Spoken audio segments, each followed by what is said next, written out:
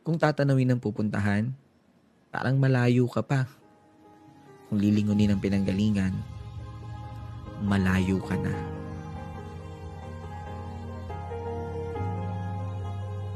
Kung titingin sa hakbang ng iba, parang naiiwan ka.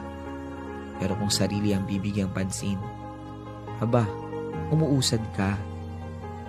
Maaaring pagtagpuin tayo sa ilang bahagi ng paglalakbay. Pero ang totoo, kahit kailan, hindi naman talaga tayo magsasabay-sabay.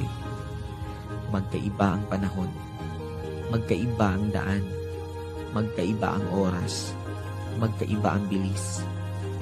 Minsan, nakadepende kung saan nakabaling ang paningin. Pero isa lang ang sigurado, kahit mabagal, kahit pahinto-hinto, kahit nakakapagod, kahit nakakahapo, sa huli, makakarating.